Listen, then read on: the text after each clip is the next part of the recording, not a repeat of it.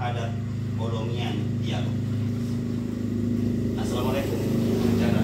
Waalaikumsalam warahmatullahi wabarakatuh. Iya. Tentu apapun yang didirikan oleh perorangan atau badan atau organisasi apapun itu selalu ada tujuannya. Seperti juga Bolongian Tialo.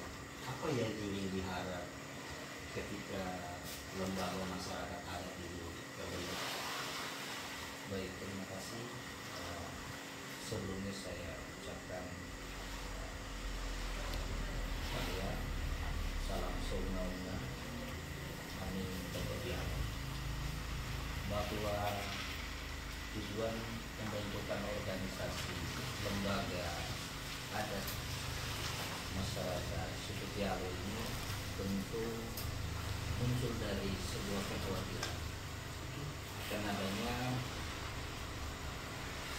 gerusan adat, istiadat dan budaya serta kesenian masyarakat Tialo yang sampai dengan saat ini sulit untuk dikenali para pemuda dan remaja daripada masyarakat Tialo.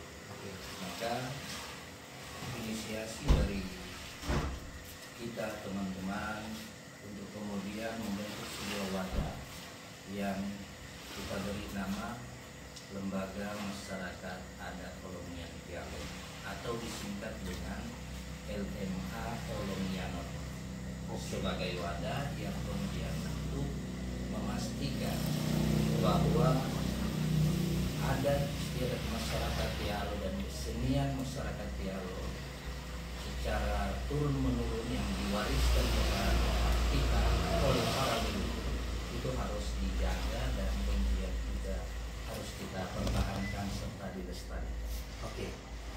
Nah, tadi ada kalimat bahwa ada kekhawatiran.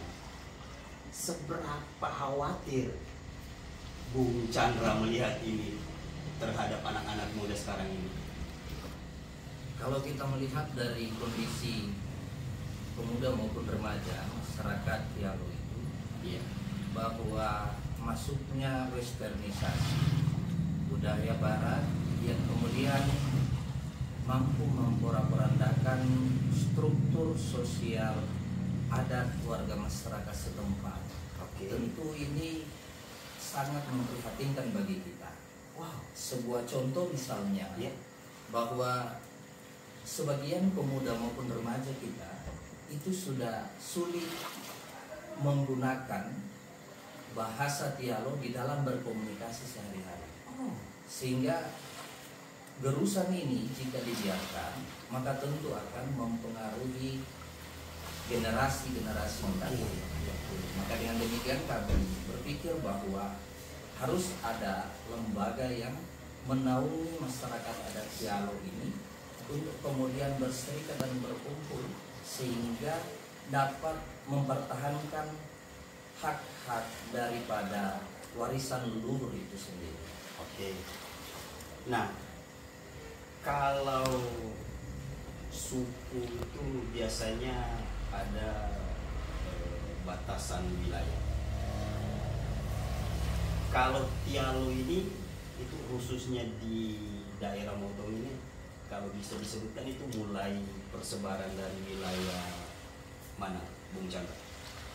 Kalau di wilayah Parigi Motong ini terdiri dari 23 kecamatan, 278 desa, ada 5 kelurahan di wilayah Parigi Motong. Oke.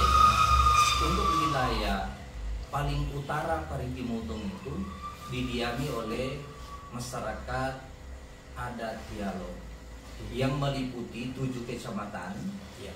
Kecamatan Tomini, Kecamatan Mepanga, Kecamatan Ongkamalino, Kecamatan Bolano, Kecamatan Bolano Lambunu, Kecamatan Taupa dan Kecamatan Moto.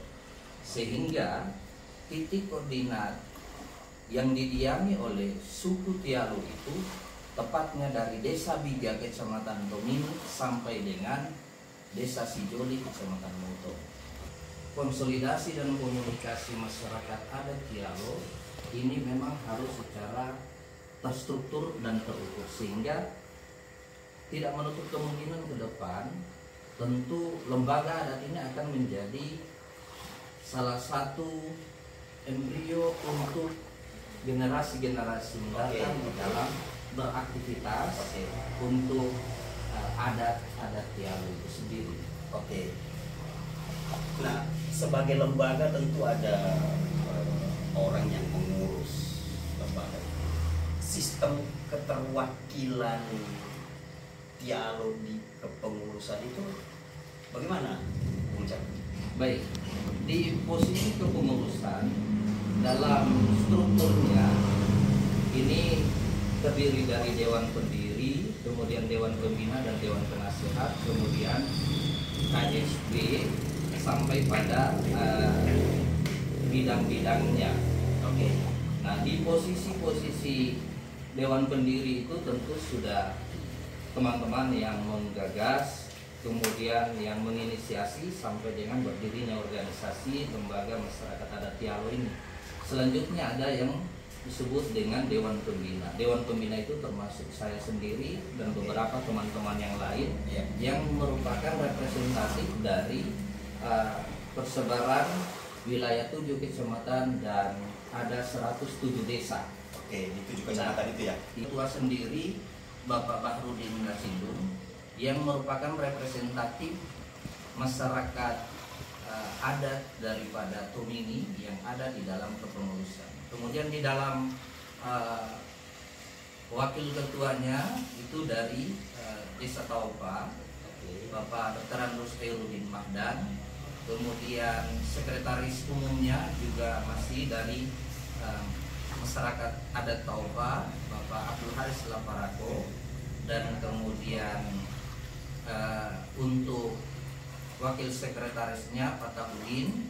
Kemudian juga ada bendahara Ibu Asim. Ini merupakan bagian daripada keterwakilan wilayah 7 kecamatan dan 107 desa. Selanjutnya di dalam posisi kepengurusan ini yang menariknya adalah bahwa di kecamatan-kecamatan ada yang disebut namanya olongian. Olongian. Apa itu? Olongian itu adalah posisi kepemilikan wilayah yang dikuasakan kepada seorang yang berada di lingkup kecamatan. Oh, oke. Disebut sebagai olongian. Iya. Selanjutnya dari olongian itu ada pada tingkat desa disebut jogugu. Jogugu ini berada di wilayah desa. Nah, ini selanjutnya kita konsolidasikan agar memang benar-benar masyarakat adat Tialo itu di dalam personalia kepengurusannya itu terwakili di 107 desa, 7 kecamatan yang didiami masyarakat adat Tialo. Oke. Kekhawatiran apa lagi yang dirasakan oleh pendiri, penasehat, pengurus sampai ada lembaga masyarakat adat ini? Baik, di posisi masyarakat adat Tialo itu kondisinya pada saat menyelenggarakan hajatan, acara-acara itu sudah sulit mau dipastikan apakah kemudian adat yang digunakan ini adalah adat Tialo atau adat yang sudah bercampur dan berkolaborasi dengan adat-adat yang lain. Sebab di wilayah desa dan kecamatan ada yang disebut dengan lembaga adat juga. Nah, ini yang kemudian mewakili kondisi seluruh suku-suku yang ada di wilayah desa maupun kecamatan tersebut. Tetapi yang kami konsentrasikan adalah bagaimana memastikan dalam posisi kepengurusan itu terkhusus adalah lingkup adat Tialo. Semisal pada saat kita mau meminang seorang perempuan, nah di dalam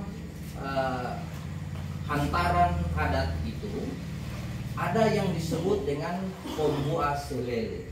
Pembuah selele. Ya, atau pembuka bicara. Oh, Nah, biasanya yang kita ketahui sebagai masyarakat adat Tialo itu ada di dalam satu tempat wadah, ada berasnya, ada pinangnya, kemudian ada siri, kemudian ada uang koin. Nah, kadang-kadang ini sudah hilang. Bahkan biasanya setelah dilihat hanya beras dan amplop yang berisi kemampuan dari calon mempelai pria. Nah, biasanya itu di dalam beras tersebut ada yang berdampingan, termasuk yang saya sebutkan tadi. Kemudian ada amplop yang sudah menggambarkan kekuatan dan kemampuan seorang calon mempelai pria. Nah, pada bagian-bagian ini saja kita sudah melihat berarti sudah berkurang yang mestinya tetap lengkap, tetap harus kita pertahankan. Ini lengkapnya bahwa bagian-bagian tersebut mesti ada.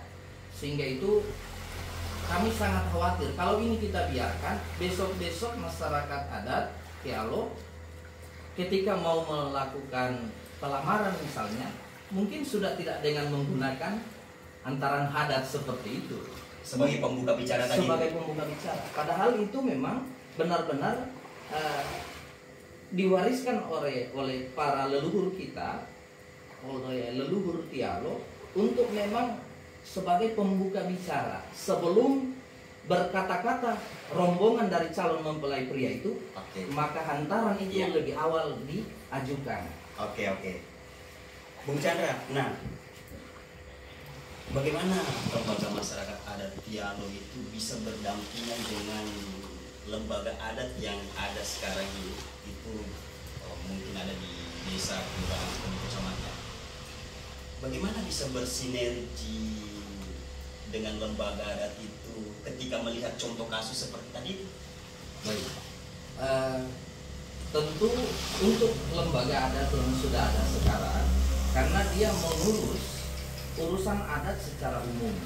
Jadi kalau misalkan di masyarakat suatu desa itu ada lembaga adatnya atau pengurus adat atau ketua adat, mereka ini mengurus urusan adat, bukan hanya urusan adat dari Tialo saja, tapi semua adat-adat yang ada di masyarakat yang mendiami wilayah tersebut. Sehingga pada saat mereka mau melangsungkan sebuah hajatan ataupun acara dan kegiatan, maka tentu dilihat pada masyarakat yang suku mana yang menyelenggarakan kegiatan acaranya.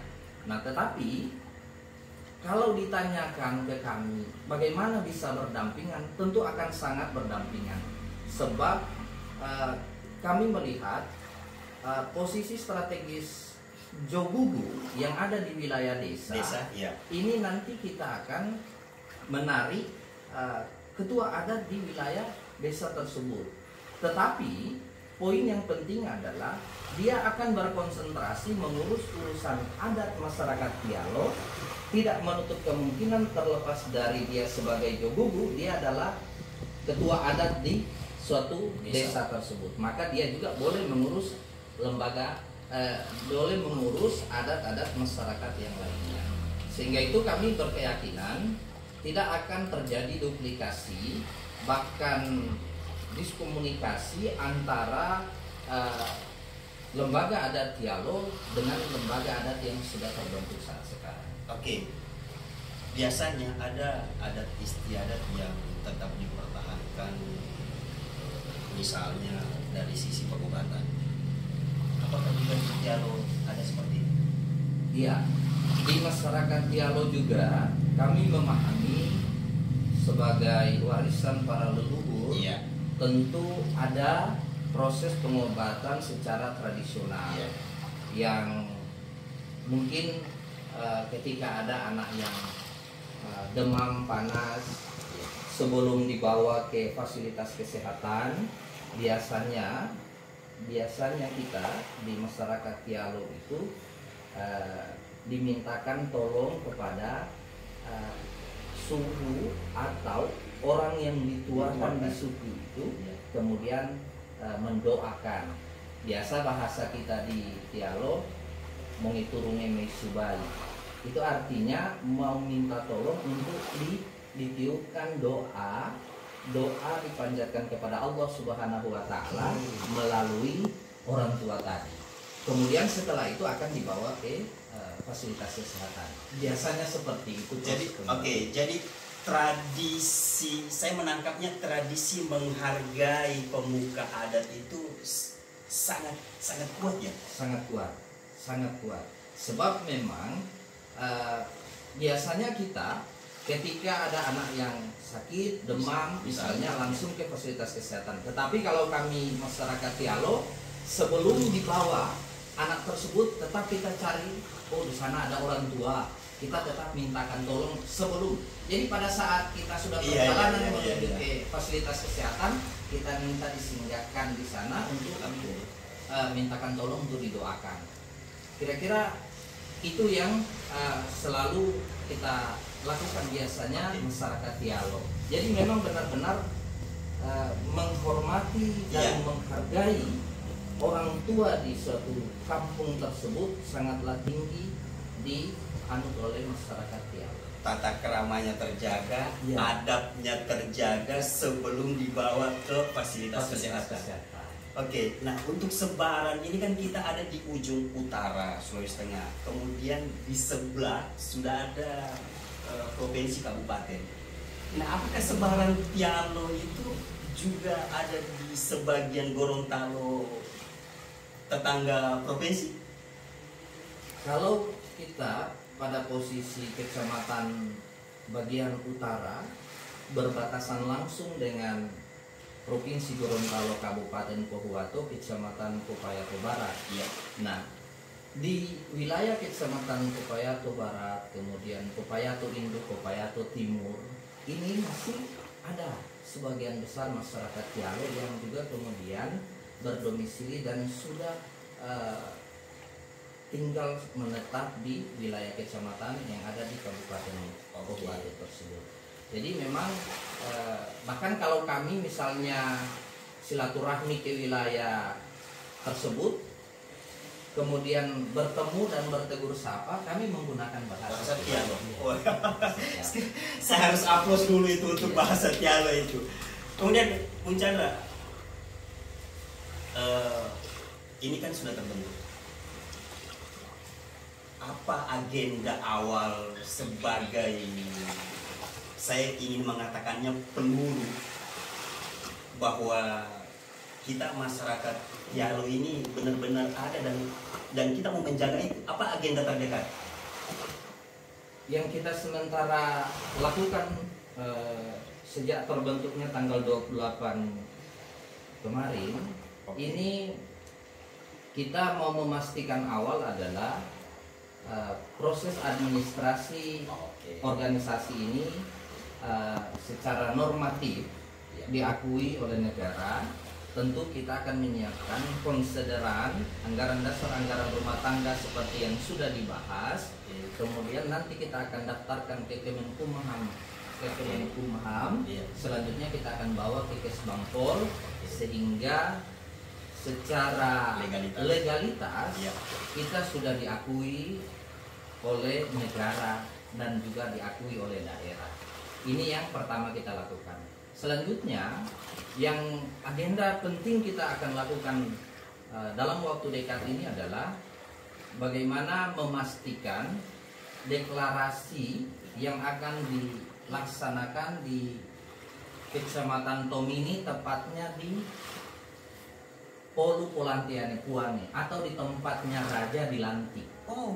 Yang di lapangan. Yang di lapangan Tomini. Yang ada batu di tengahnya yang tempat dilantiknya Raja. Benar sekali. Oke.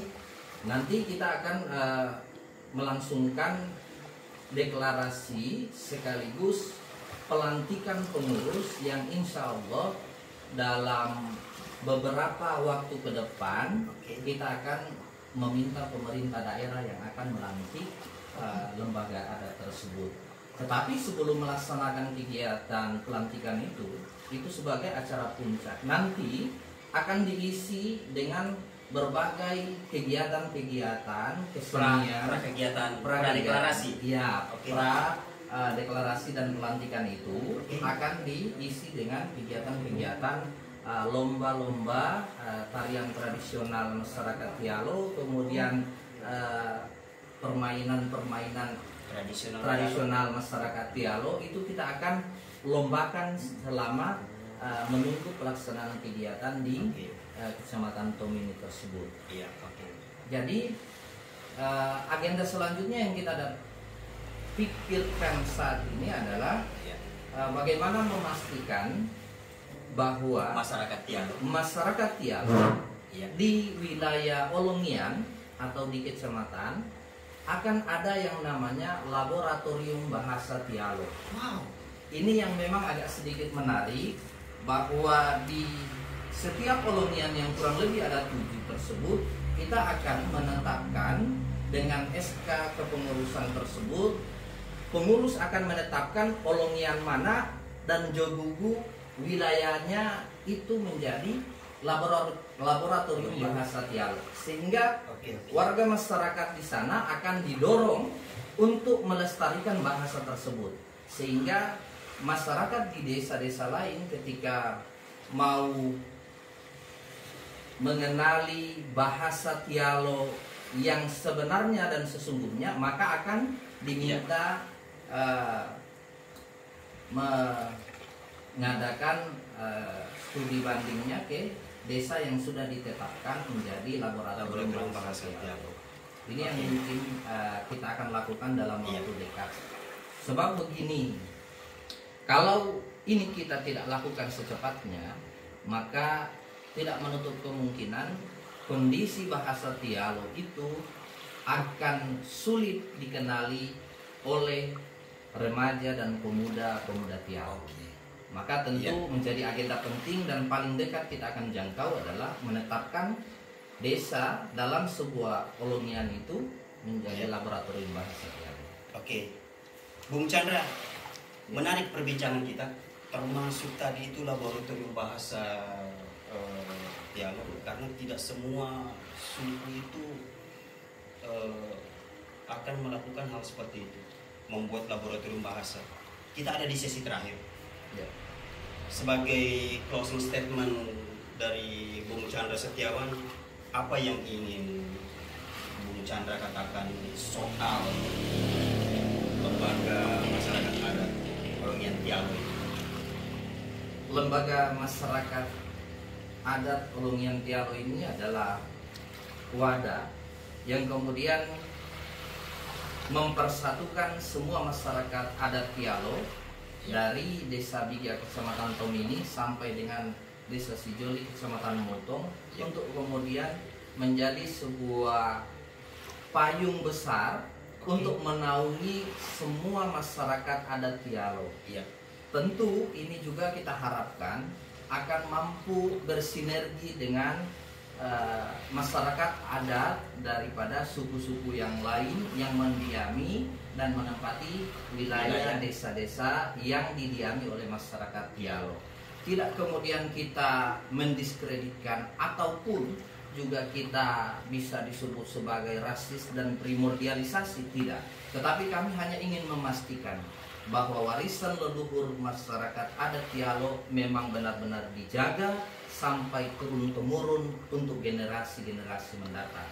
Ini yang mungkin penting untuk kami sampaikan, dan besar harapan kami tentu dengan terbentuknya lembaga adat masyarakat Olongian Tialo ini, untuk pemerintah daerah dapat mengakomodir berbagai kepentingan masyarakat adat Tialo di dalam sistem pemerintahan daerah kita, sehingga apa yang diamanatkan oleh konstitusi itu benar-benar berjalan sebagaimana mestinya di wilayah masyarakat adat Tialo.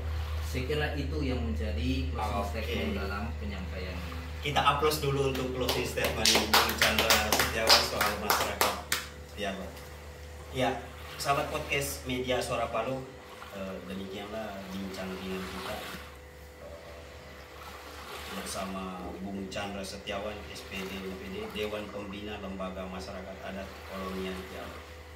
Bersama saya, Uci Neta Toko, mengundurkan diri dari hadapan Anda. Assalamualaikum warahmatullahi wabarakatuh. Waalaikumsalam.